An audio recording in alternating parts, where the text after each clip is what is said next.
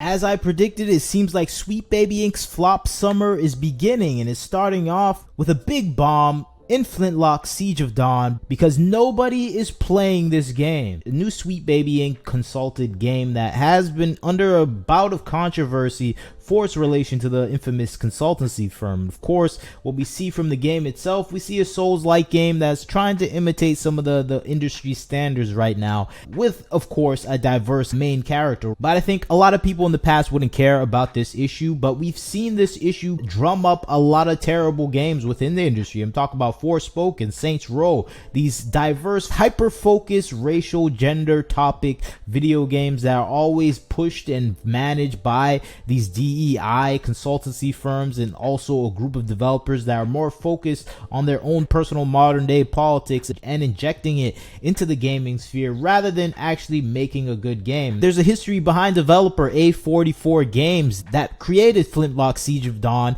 and its influence from these consultancy firms, and I think that backlash with some of the changes they made to the character, the story itself, to go in line with more of a modern day political angle of going after the white oppressor, being a diverse background character that is trying to fight these elements, is shown the angle that these developers are going for. And I think you already have that in focus, especially when you have Kim Belair working on the story and narrative direction of the game. You see this written out in the article where that was the focus of the game, where it changed when they brought in a new COO that brought in Sweetbaby Inc. and a bunch of other developers that are more focused on pushing these narrative changes than the original intent of just creating a good game. And I think that's the problem people are having with this game.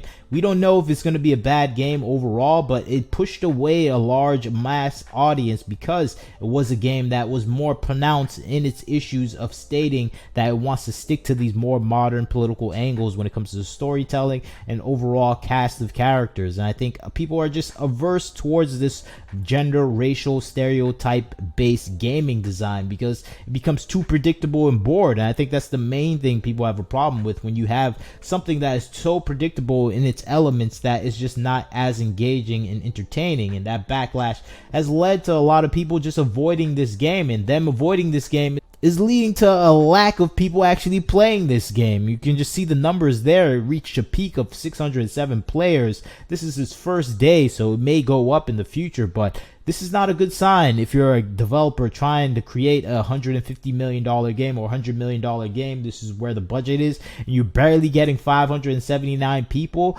That is just an epic indication that maybe your studio is going out of business. And I think that is the case for A44 Games and the direction they took with this game, where they could have made a popular game that was interesting and engaging. Souls-like games are the trend nowadays, but it being put onto the Sweetbaby Inc. detected list, where it's being blacklisted by gamers themselves, over 415,000 gamers. And I think that word of mouth is spreading beyond that, where this game has already lost a giant group of people that could have been interested in playing this game. And I think that's a sorry state of affairs within the gaming industry, where you put out your blatant hatred for the fan base, they respond back with their disinterest in whatever you're producing. And I think that's what we're seeing with A44 Games. Even though they haven't directly said anything, we heard people around the developers that are saying that many people that are disliking the game, those are the racist, misogynistic people that just don't see our vision. We see this throughout the entertainment industry, where people that just are not interested in your stories are accused of being the most hateful things.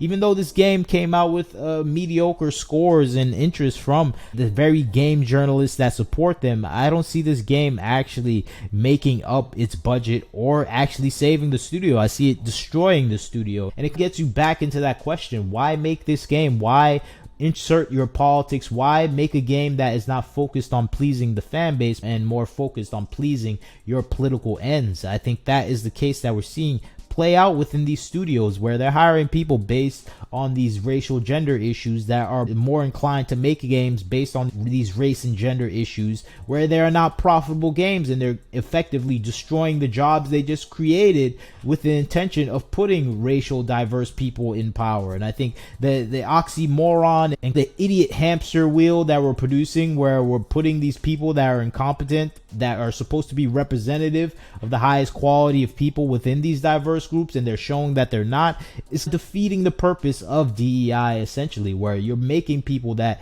show a bad name for these representative groups of people, and they're taking away jobs in the end for everyone, not just diverse people. And I think that is what we're seeing happening with Flintlock, where I wish they just hired better developers that made a good game.